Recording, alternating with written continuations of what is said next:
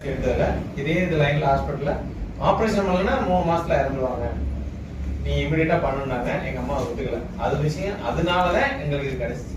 இல்ல ஒத்துக்கிட்டு இருந்தாங்கன்னா நானும் இப்ப 10ஓட 11 நானும் ஹாஸ்பிட்டல்ல போய் டியூமர் அடிஷன் இந்த மாதிரி பண்ணிட்டு முடிவு அந்த மாதிரி கொடுத்து கிட்டத்தட்ட 3 மாசத்துல நார்மல் ஆச்சு. 6 மாசம் டெஸ்ட் எடுத்தோம். அப்புறம் இருந்து ஒரு பயம் கொடுத்தாங்க, கேன்சர்லாம் அவ்வளவு சீக்கிரம் போகாது, உடம்புல இருக்கும். எங்கேயாவது ஒரு இடத்துல எப்பயாவது ஒரு இடத்துல அவங்களுக்கு எனர்ஜி குறையும் போது உடம்பு முழுவதும் பரவிச்சுன்னா காப்பாற்ற முடியாதுனாங்க. அதுக்கப்புறம் தான் சாப்பிட்டு சொல்லும்போது நீங்க போய் டெஸ்ட் எடுங்க. சந்தேகத்துக்கு எடுக்கும்போது ஃபுல்லா டெஸ்ட் எடுத்தோம். கேன்சர்லாம் அதே லேபர் சொன்னாரு. அப்பதான் எனக்கே நிம்மதியாயிருச்சு. அதுக்கப்புறம் அதை பார்த்துட்டு எங்க அம்மாட்ட வந்து நிறைய பேர் கேட்டாங்க, எப்படி இருக்கு என்ன பண்றேன். ஏன்னா கேன்சர்னு வந்தாவே கிராமத்தை பொறுத்தவரைக்கும் தெரியும் என்ன பண்றாங்க ஏது பண்றாங்க. கிட்டத்தட்ட நாங்க 3 வருஷமா இந்த பிரச்சனையிலே தான் இருந்தோம். ஆனா கேன்சர்னு கண்டுபிடிச்ச 6 மாதத்துல செகண்ட் ஸ்டேஜ்ல இருந்து தேர்ட் ஸ்டேஜ்ல இருந்து 4th ஸ்டேஜ்க்கு மாறிடுச்சு. பயாப்சி எடுத்ததுமே மாறிடுச்சு. அதுக்கப்புறம் அது மாதிரி நிறைய பேருக்கு கொடுத்தோம், நிறைய பேருக்கு சரியாச்சு. ஹார்ட் பேஷண்ட் கொடுத்தோம். 800 பாயிண்ட் கொலஸ்ட்ரால் இருந்ததுன்னா 150 பாயிண்ட்டுக்கு நார்மல் கொண்டு வந்தோம். ஆப்ரேஷனே பண்ணல.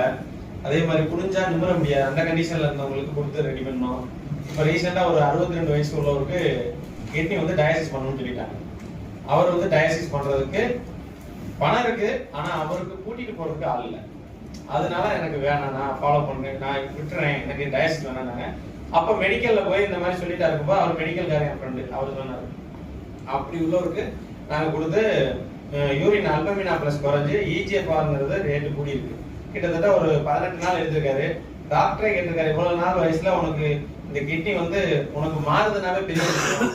நான் சொல்லி டாக்டர் சொல்லிடாதீங்க, நீங்க என்ன கொடுக்குறீங்களோ என்ன மாத்திரை சாப்பிட மட்டும் சொல்லுங்க, உணவு பழக்கத்தை மாத்திரைன்னு சொல்லுங்க, நம்ம கொடுக்குறது உணவு தானே. அதவே சொல்லி ஃபாலோ பண்ணிட்டு ஃபோன் பண்ணாரு, எனக்கு நல்லா இருக்கு பண்ணாரு. இந்த மாதிரி ஒரு ஆத்மான திருப்தியோட நாங்க இதை பயணிக்கிறோம். உங்களுக்கு நீங்க இதை தெரிஞ்சு உங்களுக்கு என்ன டிசீஸ், அவங்க என்ன சொல்றாங்க, எந்த நோய் 4448 நோய் எந்த நோயா இருந்தாலும் முழுமையா இதை எடுத்து சில உணவு முறை, ஏன்னா ஒவ்வொரு டிசீஸ் ரொம்ப கிரிட்டிக்கலா இருக்கு. எங்க அம்மாவுக்கு கேன்சர்னா அவங்களுக்கு கர்ப்ப கவனி, ஈவினிங் பூங்காரு, இந்த மாதிரி ஃப்ரிட்ஜில் வைக்காது, அவங்க சாரி சொல்ற மாதிரி ஃப்ரிட்ஜில் வைக்காது, இந்த பாக்கெட் பால் இந்த மாதிரிலாம் அவாய்ட் பண்ணோம். இப்ப நார்மலா இருக்கிறவங்களுக்கு அவங்க சொன்ன மாதிரி பத்தியம் தேவையில்லை. டிசீஸ் ரொம்ப பிரச்சனை உள்ளவங்களுக்கு சில உணவு முறை நீங்க எடுத்தீங்கன்னா 100% வெளியில வரலாம்னு சொல்லி கேட்டுக்கிறேன். இந்த வாய்ப்பு கொடுத்த அனைவருக்கும் நன்றி கூறுகிறேன்.